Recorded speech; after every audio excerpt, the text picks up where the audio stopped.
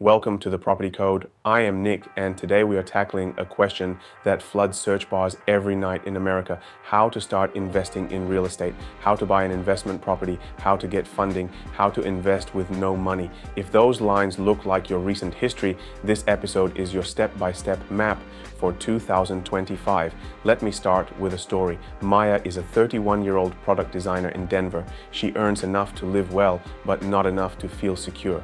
Her rent rises every spring, and she worries that the market is running away. One icy morning, she decides to stop scrolling and start planning. She writes a simple sentence on a sticky note: replace 1 week of take-home pay each month with rental income in 2 years. That one line becomes her compass. Maya's first move is not a property tour, it is a personal budget. She adds 3 lines most beginners forget: a reserve equal to at least 3 months of mortgage, taxes, insurance, and utilities; a maintenance bucket that receives a small slice of rent every month; a vacancy allowance equal to at least 1 month per year. If the math only works by ignoring those lines, the deal is not a deal. She then chooses a starting lane. In 2025, there are 3 beginner-friendly lanes that match most search demand: house hacking, small multifamily, and fractional or passive options. House hacking means buying a home with multiple bedrooms or multiple units, living in one space and renting the rest. With an owner-occupied loan, down payments can be far smaller than investment loans, and rates are often lower. A basement suite, an accessory dwelling unit, or a classic duplex can turn a resident into an investor on day one. It is not glamorous, but it is the fastest path for many first-timers, especially with rates around the mid-6% range. Small multifamily means 2 to 4 units. It is still residential for lending and can qualify for owner-occupied terms if you live in one unit for a year.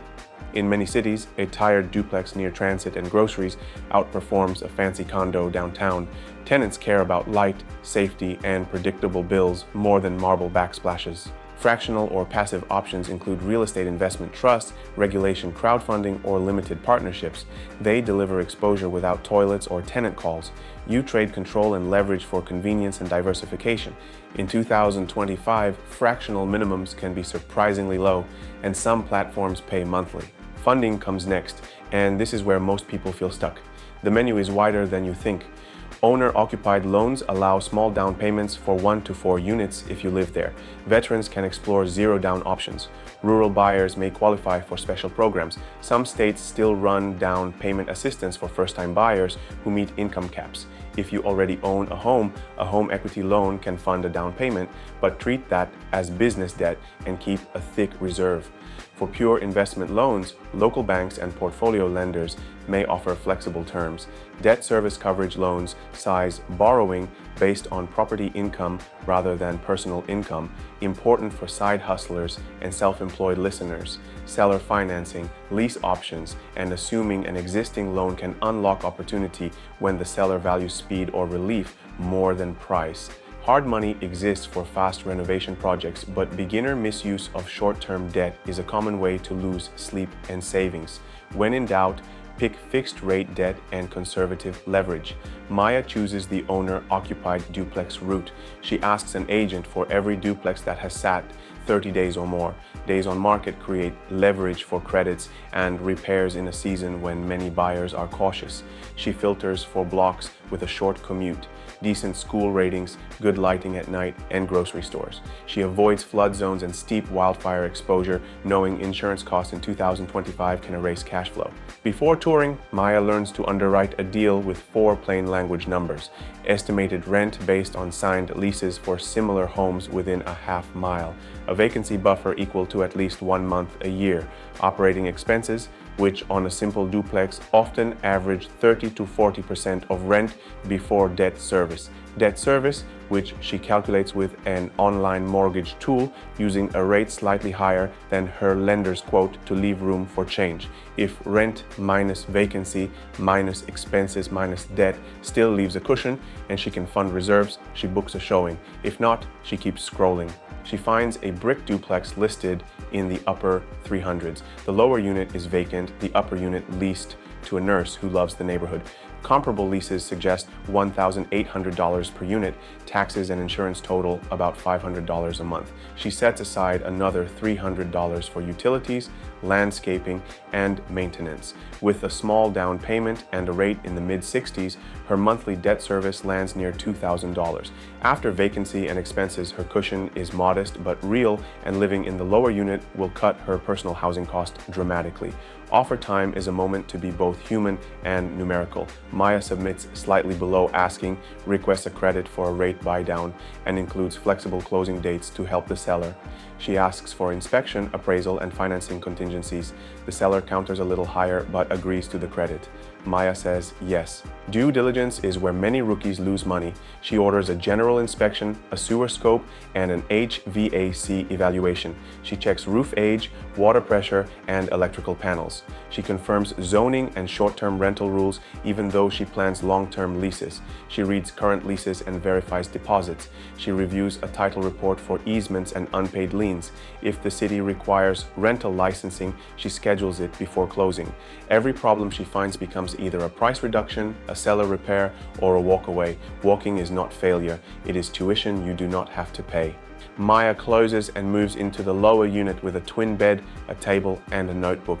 For operations, she chooses a property management app rather than a full-service manager until she scales.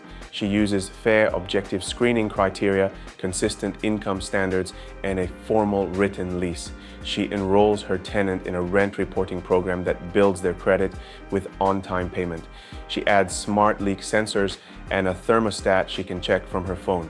She sets quiet hours and response times. She treats the duplex like a small business because it is. Within 6 months, the upstairs lease renews with a small increase, and the lower unit's rent covers most of her living cost. She replenishes reserves every month. She learns that predictable systems create predictable income. 1 year in, she qualifies to move out and keep owner-occupied terms on the existing loan while buying a second small property. She looks at a triplex and at a single-family home with a permitted accessory dwelling unit. She runs the same math and chooses the one with the stronger rent-to-price ratio. 2025 trends can work in your favor if you understand them. Interest rates are higher than the early decade lows, but builders are offering rate incentives and closing credits. Cities are legalizing accessory units and offering fee waivers for small, affordable additions.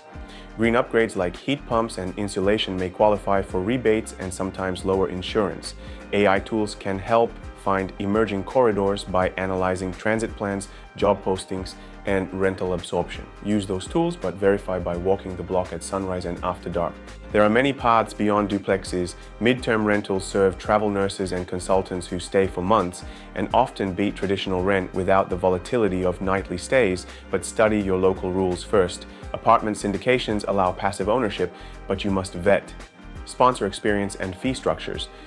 New construction build to rent can shine when builder warranties and energy efficiency reduce surprises.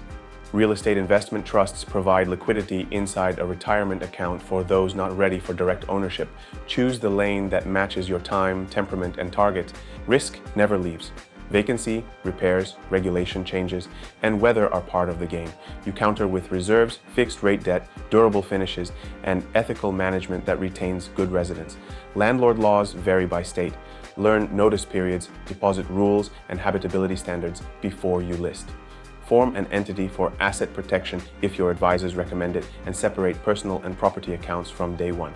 Maya is not a millionaire. She is something more valuable. She is in control. Her second-year cash flow covers nearly a week of pay each month. Her loan balances fall quietly, and rent climbs with market wages. She did not wait for perfect conditions. She bought well, managed well, and left room for life to happen. 2. If you are standing where she stood, begin with one sentence. By this date, I want this amount of monthly income and this size of reserve.